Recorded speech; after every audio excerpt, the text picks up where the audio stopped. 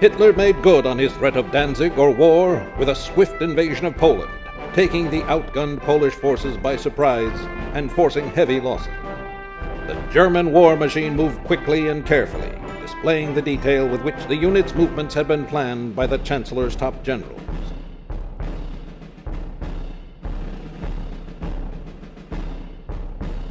The invading army easily overpowered its weaker neighbor, continuing the troubled history of the Polish nation. President Roosevelt condemned the aggression, while heads of state of the free nations of Europe demanded an immediate withdrawal of German forces. Europe's dark chapter of Great War may yet return to the rich continent. So we stopped by the Paradox container here outside of the Gamescom main convention halls to learn a little bit more about Hearts of Iron 4. It's a game that's difficult to present because there's so much stuff to go into. But I think the main takeaway that I had from seeing the game now is that you've done a lot to sort of facilitate, to sort of take away some of the burden of the micromanagement, even though it's still there for those who want it, but trying to make it a little bit more smooth, the experience, if you will. Yeah, exactly. So we've done a lot of design changes. That means that you're kind of focusing more on planning actions rather than reactive actions. So instead of waiting until you sit there and wait until your attack delay is over and just doing the attack, you can kind of plan it out ahead. So that, you can spend your micro time when you have time to do it rather than, when just the last second.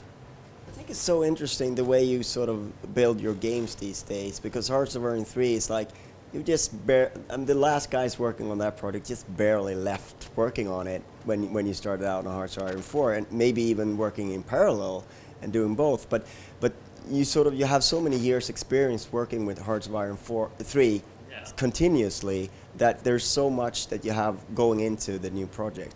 Yeah, absolutely. I mean, it's kind of almost for me like a continuation of Hearts of Iron 3. So you do expansions until you realize the game doesn't really have room for more expansions. You really need to start changing some of the core stuff, and then that's when you move over to a sequel.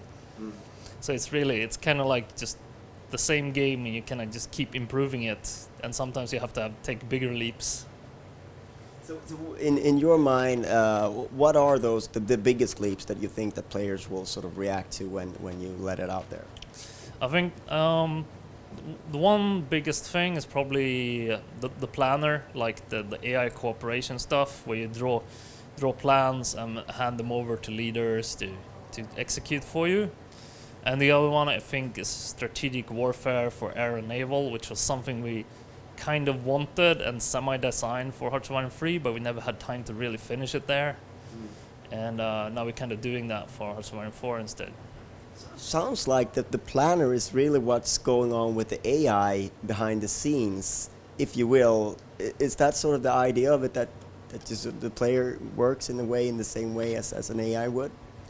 A little bit. I mean, yeah, I guess so a bit. And the idea is that the AI is going to make plans in the same way, so that you can, actually see them and maybe discover them using spies and stuff and try and counter them.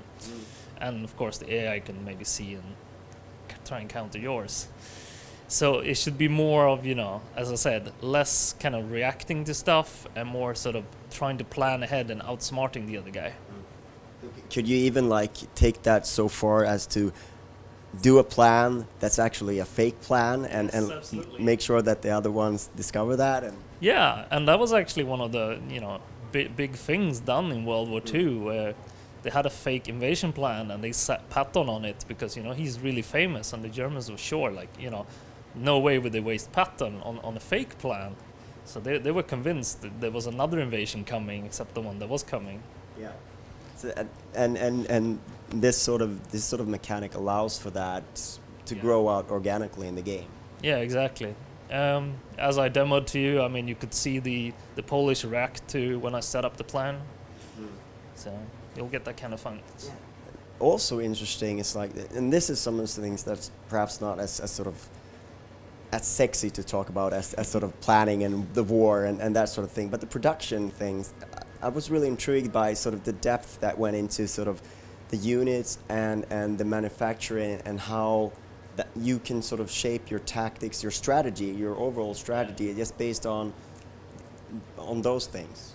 Yeah, exactly. And Do you want a lot of quick units that you can produce quickly, or do you want to go for the sort of the technology and the latest thing? And yeah, so yeah, those are things we really wanted to capture as well. And I think because it's the same team that's been doing Victoria 2, we're all kind of like kind of complex, interesting industrial models as well. So we try to bring some of that back into Hearts of Iron as well. And I think because we reduced micromanagement so much, you actually have time to care about these things. And they are very interesting choices, like deciding if to mass produce or trying to be, you know, bleeding edge tech all the time and trying managing your resources for this as well. although this game, of course, has a lot in common with your other big franchises, Europa Universalis and Crusader Kings, it sort of feels like it's perhaps the fans who are playing it are a little bit different because it's World War II. There's a specific type of player for that. But is there anything that you sort of that you feel consciously that you've taken from your last couple of games that sort of have come into this World War II setting? I would say there's a little bit of feelings from all of the games. I mean, the big obvious thing is going to be a bit how we design interfaces, because we've done a lot of improvements, I think, in CK2 and EU4 on interfaces, and basically we're kind of taking all that with us and kind of working and making it even better. But otherwise, I think, you know, we fleshed out leaders a lot more. By leaders, I mean generals and stuff. And I think a lot of that is because we realized how much fun it is with characters and how much people connect with characters from CK.